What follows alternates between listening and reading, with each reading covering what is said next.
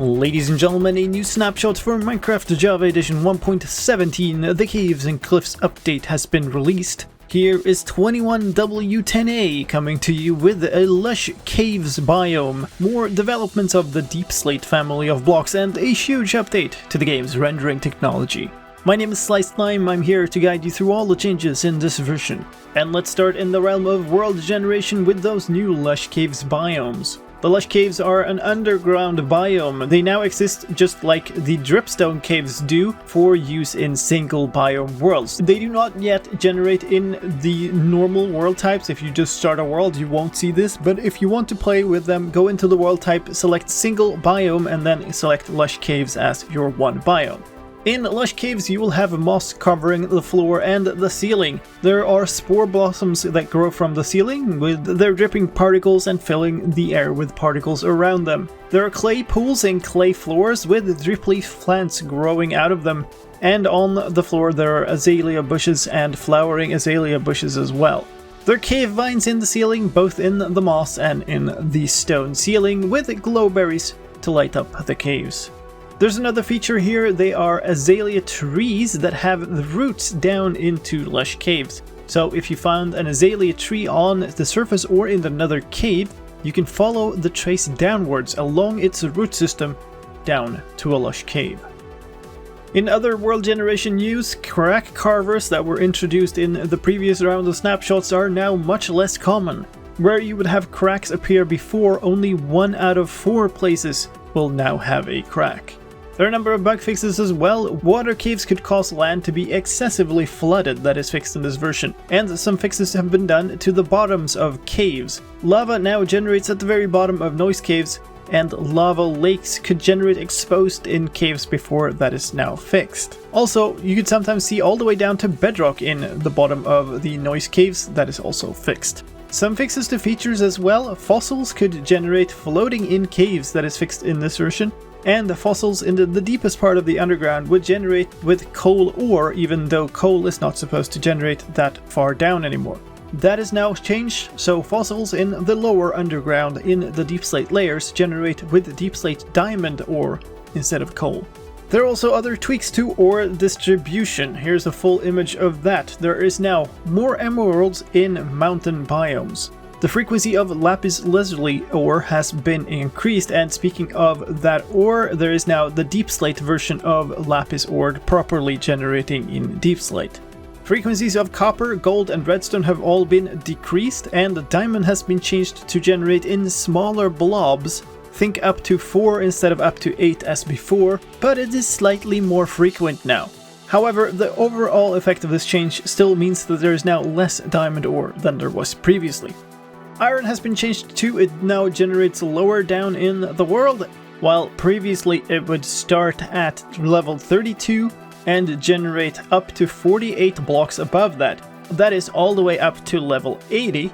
It will now start generating at level 16 and generate 40 blocks up from that. That is all the way up to level 66. In addition to that, the amount of iron has also been somewhat reduced. Coal ore now generates less when exposed to air. This means that you can still find lots of coal around, but less of it will be showing on the surface. Let's move on to blocks and items, but let's stay on the topic of ores. There are new ore types in this version. They are deepslate versions of copper, emerald, and coal ore. The caveat here is that these ores will never generate in a normal vanilla default world, but they are there for use by creators of maps and data packs. Other block changes in this version: there are now cracked deepslate bricks and cracked deepslate tiles. You obtain those by smelting deepslate bricks or deepslate tiles. There's also now an infested variant of deepslate that, just like you can find infested stone, you can find infested deepslate. New recipes as well, some of them were missing in previous versions. There are now recipes for crafting deepslate tiles and deepslate bricks. And you can now smelt cobbled deepslate into deepslate. Another change to deepslate is that it can now be placed along any axis, much like a log or a bone block can. And there's a noted change in the changelog for lightning rods, saying that they can now be waterlogged. They cannot. Let's move on to changes to gameplay. A number of fixes have been done where the client would miss inventory updates while a player was manipulating item. This would cause so-called ghost items or invisible items in your inventory in survival mode. That has been fixed in this version. Some more bug fixes for signs. If you placed a sign using your offhand, then the sign user interface would close immediately. And if you held down Control and used the pick block function to get a copy of a lit sign, then you wouldn't actually get a lit sign when you place it back down. That is fixed in this version. A few fixes for bugs with mobs in this version. Guardians would attack invisible axolotls, they no longer do. When you critically hit a glow squid, there was no crit sound or particles. And glow squids would remain dark even if there was a light source block next to them when they were in their dark phase. That is also fixed. Visual changes in this version. There are updated textures for deepslate, cobbled deepslate, and the deepslate ores for iron, gold, diamond, lapis, and redstone. There are also updates for the textures of stone ores for coal, iron, gold, and diamond. And another change to an item, the spyglass now has a new inventory icon. That is a 2D pixel art icon, but the looks when you hold it in your hand are still what they used to be. Bug fix for a field of view problem. Your field of view would decrease when you were underwater, even if you had turned off field of view effects in the accessibility settings. And the shape of the glow effects was based on a mob's base layer. That has also been fixed. Some user interface fixes, starting with the creative inventory, where normal ink sacs and the glow ink sacs are now grouped. And some ordering fixes have been done to the various deep slate types of blocks. And a splash text change in this version. There used to be a splash text that said OpenGL 2.1 if supported. That has been removed and replaced with a new text saying now on OpenGL 3.2 core profile. Let's talk about sounds. A fix has been done to a bug where phantoms would continuously make way too many flapping sounds. And there are new sounds in this version for glow item frames, for placing them, breaking them,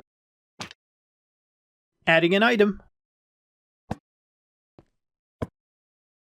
removing an item, and rotating an item.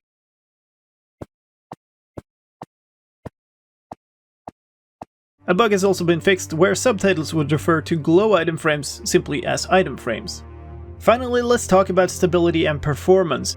One of those things I mentioned at the start of this video is an upgrade to new rendering technology. That is what the new splash text refers to. This is an upgrade away from what is called fixed function pipeline, a very old technology. The game now runs more like other modern games, which can make it more performant and makes it easier to make it more performant going forward.